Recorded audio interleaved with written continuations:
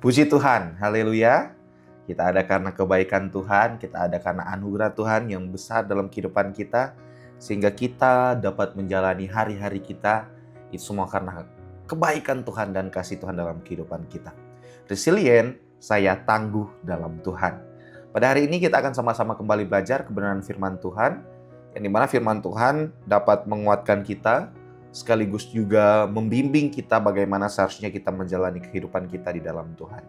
Hari ini kita akan sama-sama belajar dalam kebenaran firman Tuhan yang saya beri judul Jangan Cemari Dirimu. Kita buka firman Tuhan dalam Lukas 19 ayat 45-48, saya bacakan.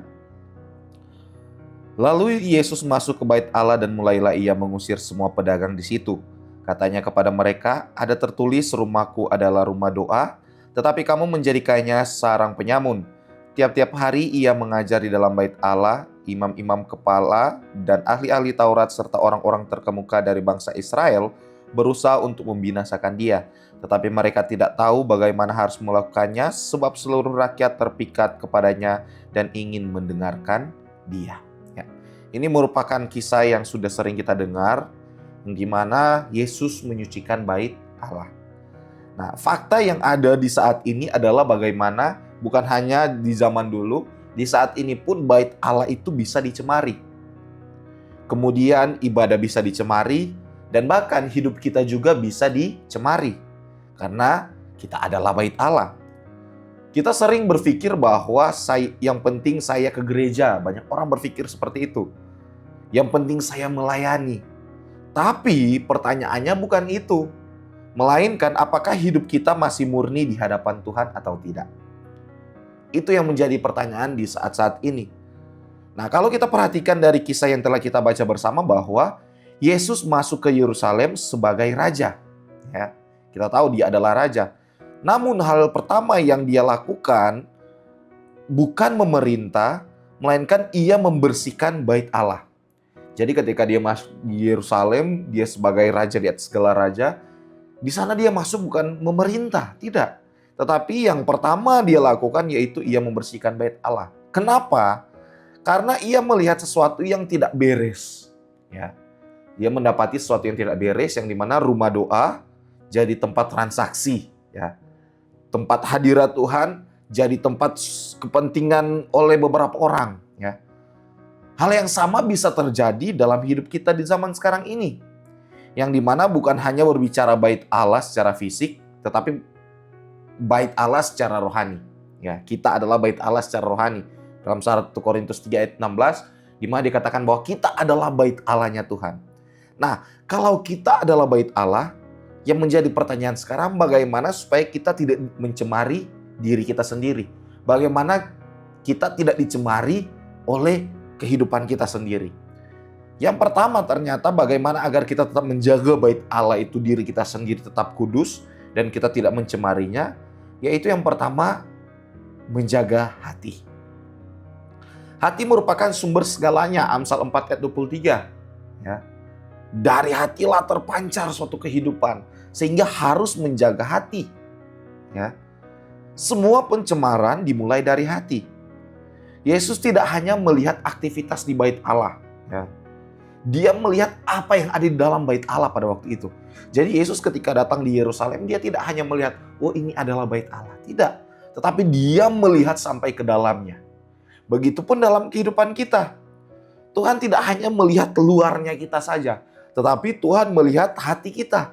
Tuhan melihat setiap hidup kita. Sampai ke dalam-dalamnya. 1 Samuel 16 ayat 7. Bisa dikatakan bahwa, tetapi Tuhan berkata kepada Samuel, jangan kamu terpikat oleh rupanya yang elok dan tinggi badannya, bukan dia yang kukehendaki, Aku tidak menilai seperti manusia menilai, perhatikan ini, manusia melihat rupa tetapi aku melihat hati. Yesus melihat hati, ya. Jika hati tidak dijaga, pikiran mulai kotor. Ya. Waduh, pikiran mulai kotor. Keinginan mulai salah, ya, keinginan melakukan sesuatu mulai salah. Pada akhirnya hidup perlahan tercemar oleh dosa. Namun sebaliknya, ketika hati kita dijaga, hidup kita akan tetap murni. Kemudian pada akhirnya kepekaan rohani kita akan tetap terjaga di dalam Tuhan. Nah, contoh Alkitab, tidak menjaga hati. Daud, ya. Daud pun seperti itu. Dia jatuh karena tidak menjaga hatinya.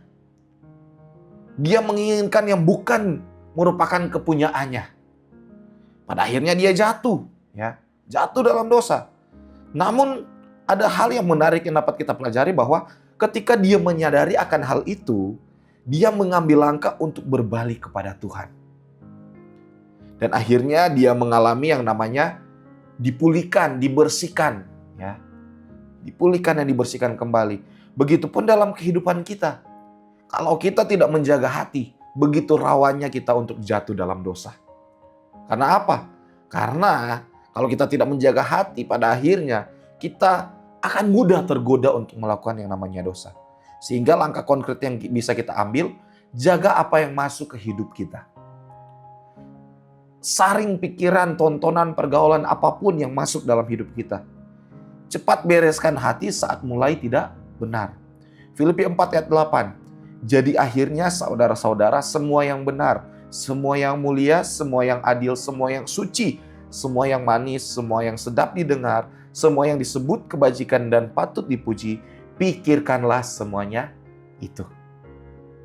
Itu merupakan hal yang pertama, bagaimana agar kita tidak menyesatkan orang lain. Dan agar bagaimana kita tidak mencemari diri kita sendiri. Kemudian yang kedua, bagaimana kita tidak mencemari diri kita sendiri, yaitu menjaga motif. Ya, kita menjaga motif. Bait Allah dicemari bukan hanya karena aktivitasnya, tapi karena motivasinya yang salah. Ya. Yang seharusnya untuk Tuhan, dipakai untuk kepentingan pribadi. Ya. Dan memanfaatkannya untuk menghasilkan pendapatan pribadi. Itulah yang pada akhirnya membuat Yesus marah pada waktu itu.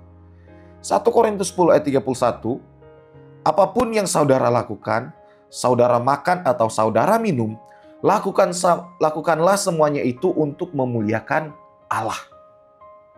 Sehingga dari hal ini, begitu penting kita menjaga bukan hanya hati kita, tetapi motivasi kita.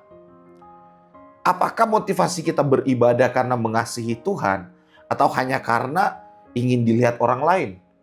Apakah motivasi kita untuk melayani Tuhan karena betul-betul mencintai Tuhan, atau bukan dari itu? Ya.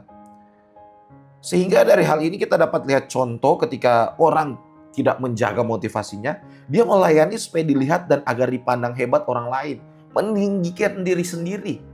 Ya. Dia memberi supaya dipuji, bukan karena mengasihi. Sehingga dari hal ini begitu penting bagaimana kita menjaga motivasi kita. Karena ternyata ada dampak jika kita tidak menjaga motif dalam diri kita. Dampaknya apa? Menjadi pribadi yang sombong, ya. Pelayanan jadi kosong dan tanpa kuasa. Kemudian sebaliknya, jika kita menjaga motif kita, pada akhirnya Tuhan dimuliakan. Karena apa? Motivasi kita betul-betul mengasihi Tuhan dan hanya untuk memuliakan Tuhan. Kemudian pada akhirnya dapat menghasilkan buah bagi banyak orang. Sehingga dari hal ini, kembali kita refleksikan diri kita. Apakah kita saat-saat ini beribadah, melayani Tuhan karena mengasihi Tuhan, atau ada motivasi yang lain? Kemudian, belajar untuk melakukan segala sesuatu berpusat pada Tuhan. Ya. Kolose 3 ayat 23, pekerjaan apa saja yang diberikan kepadamu, hendaklah kalian mengerjakannya dengan sepenuh hati, seolah-olah Tuhanlah yang kalian layani dan bukan hanya manusia. Lakukan segala sesuatu seperti untuk Tuhan dan bukan untuk manusia. Kemudian hal yang kedua, hal yang ketiga maksud saya, bagaimana agar kita tidak mencemari diri, yaitu kalau tadi menjaga hati, menjaga motif, dan kemudian menjaga hidup. Yang ketiga, menjaga hidup. Setelah bait Allah dibersihkan, kalau kita perhatikan, Yesus mengajar di bait Allah. Ya. Artinya, dibersihkan saja tidak cukup. Melainkan harus diperlengkapi, harus diisi dengan firman. Ingat, hidup bersih harus dijaga setiap hari. Ya. Yohanes 14 ayat 6, kata Yesus kepadanya, akulah jalan dan kebenaran dan hidup. Tidak ada seorang pun yang datang kepada Bapa kalau tidak melalui aku. Mazmur 119 ayat 105, firman-Mu itu pelita bagiku dan terang bagi jalanku.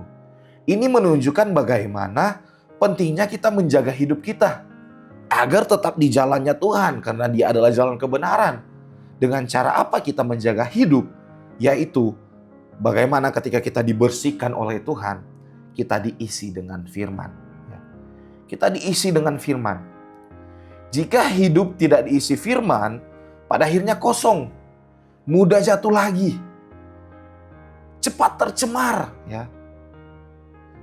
Melainkan sebaliknya, jika diisi firman, hidup kita kuat, hati dijaga, tidak mudah jatuh, ya. Sehingga kalau kita menyadari bahwa Yesus adalah satu-satunya jalan kebenaran dan hidup, maka dari itu kita harus menjaga hidup kita agar kita tetap di jalannya Tuhan. Karena apa? Karena Tuhan telah membukakan jalan bagi kita. Lewat apa kita tetap di jalannya Tuhan? Yaitu kita harus diisi dengan firman setiap hari. Harus diisi dengan firman Tuhan setiap hari. Karena firman itu adalah pelita bagi kaki kita dan terang bagi jalan hidup kita. Yang dapat kita lakukan yaitu bangun disiplin, ya. Baca firman Tuhan setiap hari. Renungkan, lakukan. Dan jadikan firman Tuhan sebagai dasar hidup kita. Ya, jaga hidup kita agar tetap benar di hadapan Tuhan. Sehingga yang menjadi kesimpulannya yaitu jangan cemari dirimu. Karena kenapa? Hidup kita adalah bait Allah. Hati kita adalah tempat Tuhan tinggal. Dan ingat, kita semua diutus oleh Tuhan untuk mewartakan kabar baik dalam hidup kita. Sehingga orang yang siap membawa Injil itu harus mempunyai hidup yang bersih di hadapan Tuhan. Orang yang siap berjalan dalam kebenarannya Tuhan. Karena Tuhan adalah jalan kebenaran dan hidup. Orang yang siap berjalan dalam kebenarannya Tuhan. Orang yang siap menjadi saksinya Tuhan. Orang yang siap untuk mewartakan Injilnya Tuhan. Kabar baiknya Tuhan. Dia harus hidup bersih di hadapan Tuhan. Dia harus hidup bersih. Karena tidak mungkin hidup yang cemar dapat menjadi saksi. Sehingga karena kita adalah saksi-saksi Kristus, karena kita mau berjalan di dalam jalan kebenarannya Tuhan, maka dari itu kita harus memiliki hidup yang bersih. Biar firman yang terus menjadi pedoman dalam hidup kita yang menerangi langkah kaki kita. Sehingga kita dapat berjalan di jalannya Tuhan dengan kehidupan yang bersih dan tidak ada cemar dalam hidup kita. Sehingga jangan cemari dirimu. Amin firman Tuhan. Tuhan Yesus memberkati kita semua. Terima kasih telah mengikuti Renungan 79. Kiranya dapat menjadi berkat bagi kita semua. Bapak, Ibu, Saudara-saudari yang rindu untuk didoakan untuk pokok-pokok doa tertentu, atau ingin menyaksikan kesaksiannya, baik kesaksian berkaitan dengan kesembuhan, pemulihan keluarga, dan lain sebagainya macamnya, dapat menghubungi nomor di WhatsApp nomor 0813-2742-0088. Mari kita satu dalam doa. Terima kasih Yesus, terima kasih Tuhan untuk kasih-Mu yang kembali bagaimana Engkau begitu baik dalam kehidupan kami. Terima kasih untuk firman-Mu yang kembali mengingatkan kepada kami bagaimana kami harus menjaga diri kami. Karena kami adalah bait Allah-Mu Tuhan. Sehingga kami jangan sampai mencemari diri kami Tuhan. Terima kasih Yesus, terima kasih Tuhan Engkau kuatkan kami agar kami dapat bertahan menjaga diri kami Tuhan. Biarlah Tuhan keluarga GPD El Shaddai Magelang telah dibangkitkan bersama dengan Kristus. Tolonglah kami keluarga GPD El Shaddai Magelang, ya Tuhan, untuk terus mencari perkara yang di atas, di mana Kristus ada, duduk di sebelah kanan Allah, memikirkan perkara yang di atas, bukan yang di bumi.